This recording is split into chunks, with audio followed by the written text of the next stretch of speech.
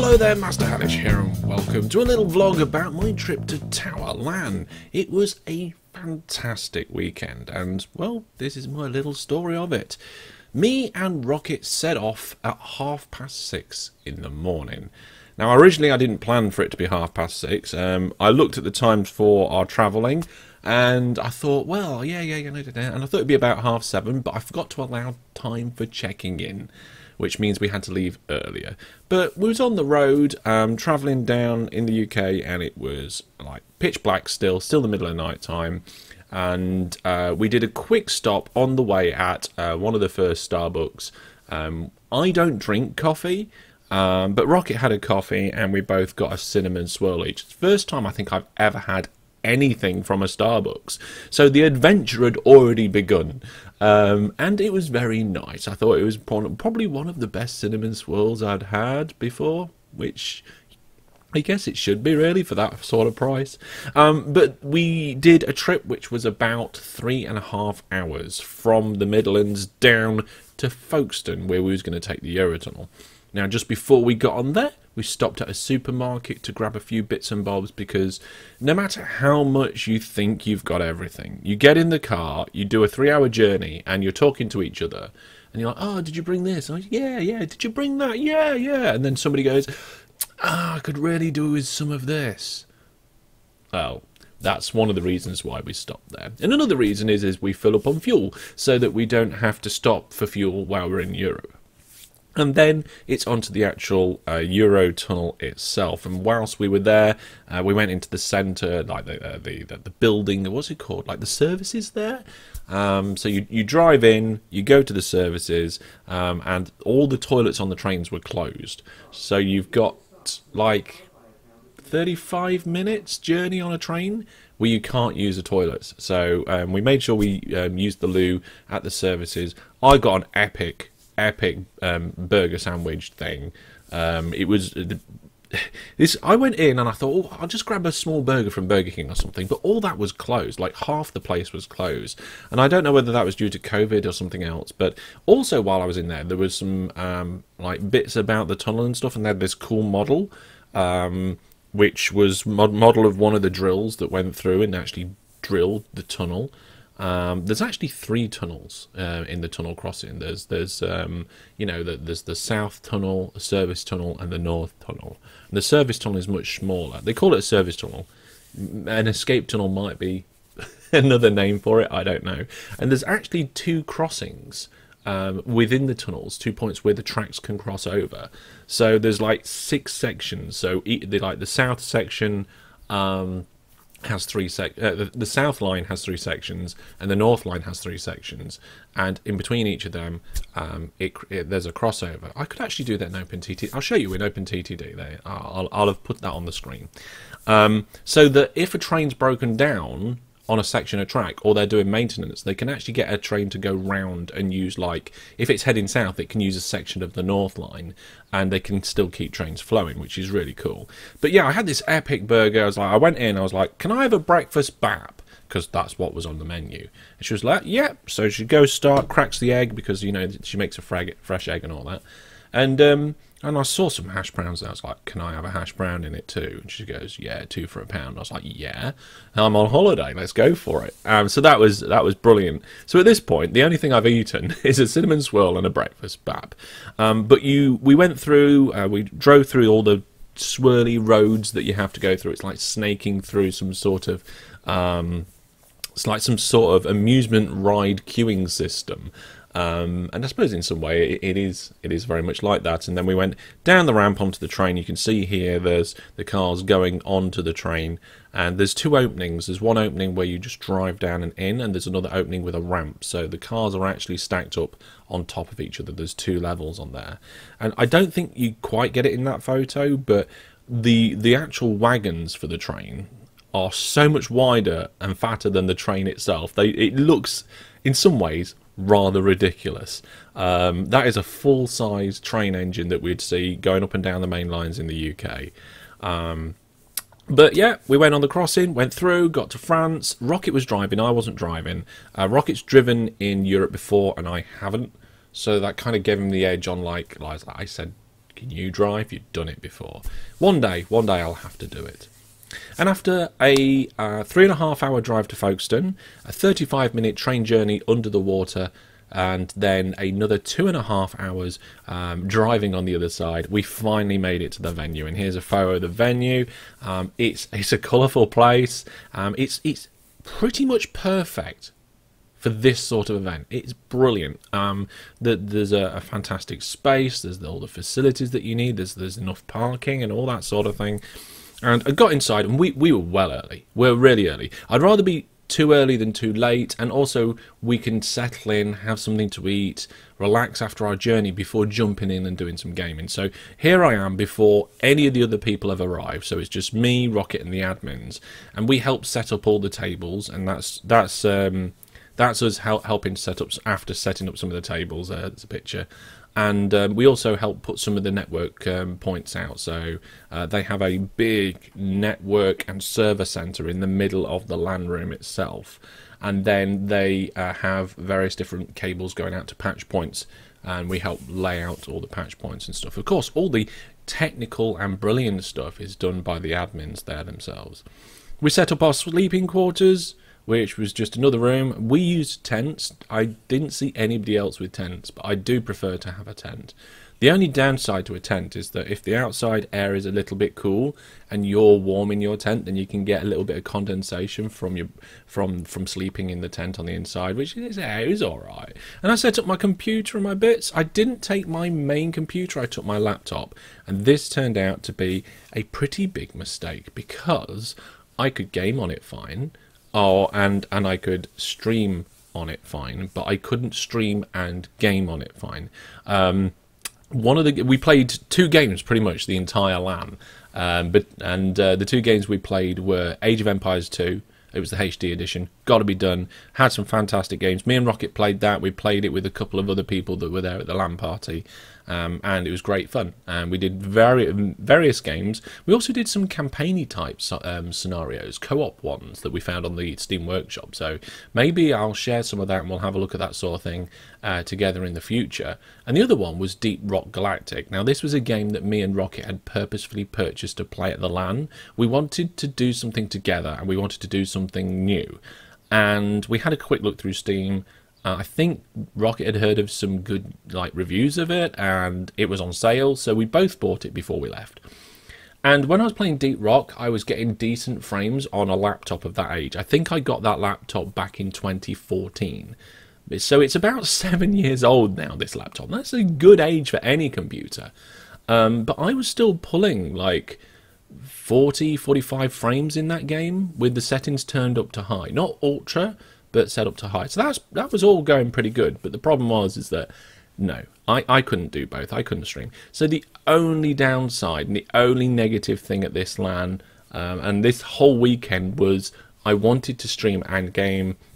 I couldn't do both. So I had a weekend of gaming, which in some ways was nice. I mean, I did miss connecting with you guys. But you know, being able to just relax and do some gaming, it was very healing for me. It was very nice to be able to just chill with friends and game, and I don't really get to do that, and it was nice to do it. Of course, the other thing that's fantastic there is the not water, the beer. It's a local brew. It's strong stuff. You don't drink much of it, but it is so nice and goes down so well.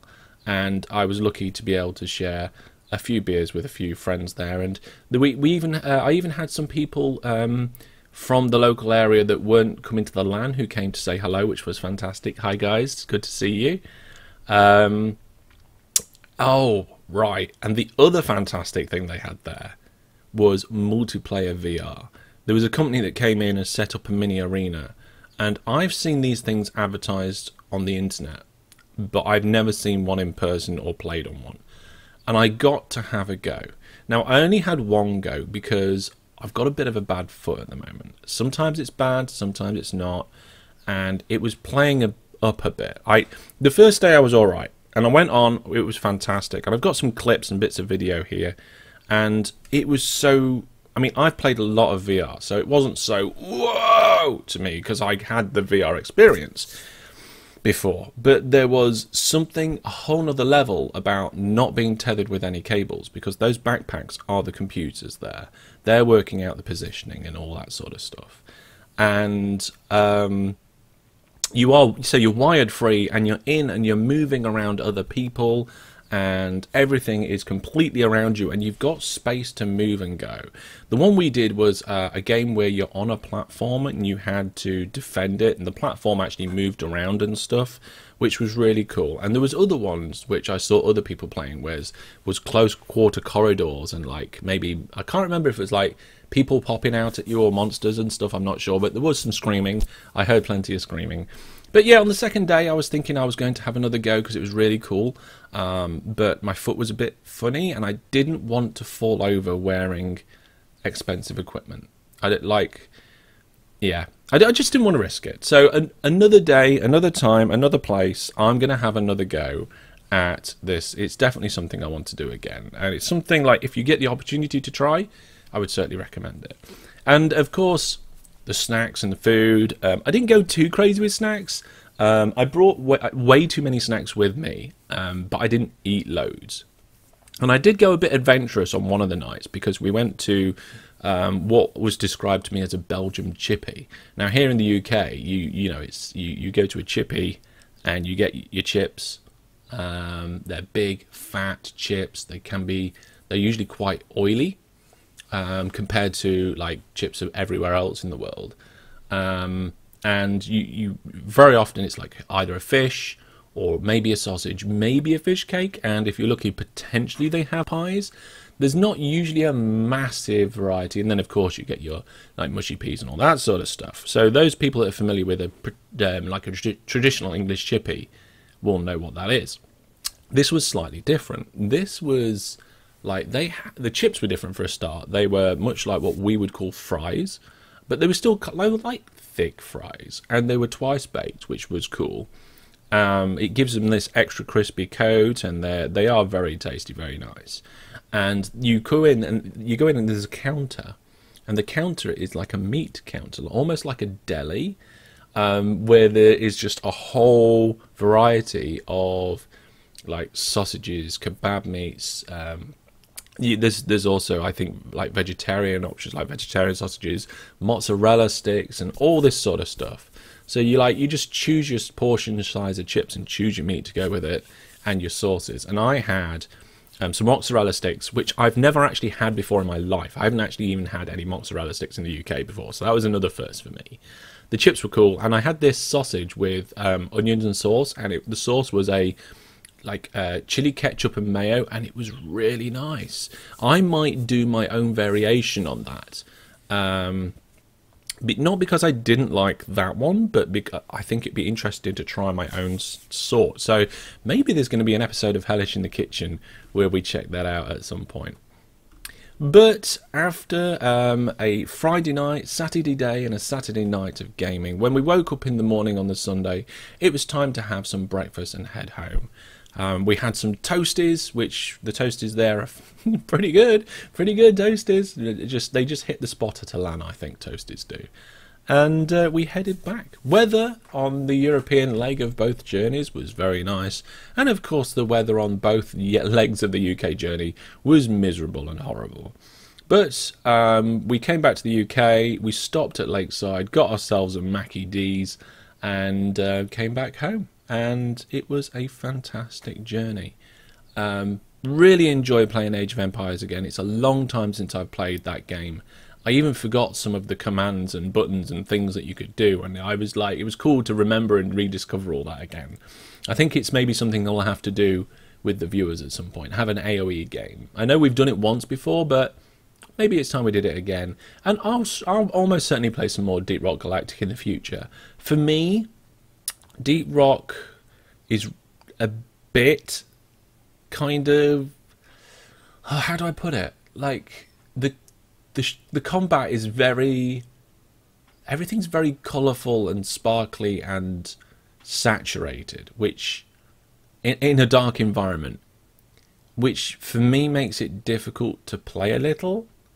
I'm not used to that sort of thing. Like, but it's got a certain, like, certainly like the gloom and the dark and there was so many pretty bits of art and graphics in that game. I cannot deny that. But I'll certainly play some more of that game again, and I look forward to the next LAN there, because there were not as many people as we was expecting there this time, and I think that is nearly completely down to the fact that there was, you know, it was cancelled like 2 or 3 times because of the pandemic, and now most countries are starting to recover. We're only just getting out of this sort of thing, and the risks of actually being together at a large event and things like that. I have taken my COVID test after coming back, and that's all clear.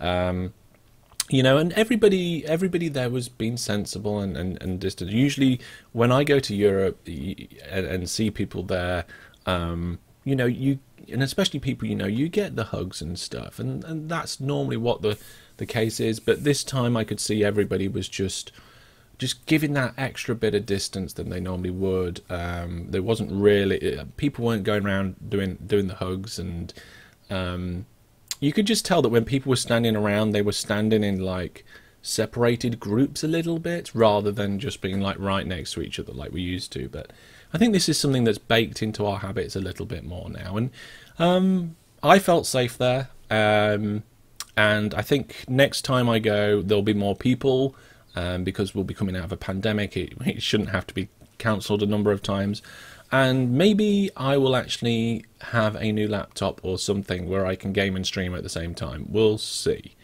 I definitely need to do something about that, because that was really, for me, the only downside. The only bad thing of the weekend was I couldn't do that bit of streaming that I wanted to do. But look at me, I've rambled on for a quarter of an hour now. I hope you've enjoyed this story. If you've got any thoughts or questions or anything like that, pop them down in the comments. I do enjoy seeing them in there. And maybe we can all get together at the next LAN. Maybe some of you guys can come and join me at TowerLAN, because I know coming over to England for some sort of meetup might be difficult for some of you, and I know a lot of you who watch are in Europe, so maybe TowerLAN could be an option for you to come along. We can get our own clan going and book our own section of the LAN room and do some gaming together, which could be really good. What do you think to that? Let me know. I'll see you all soon. Thanks for watching, take care, and goodbye.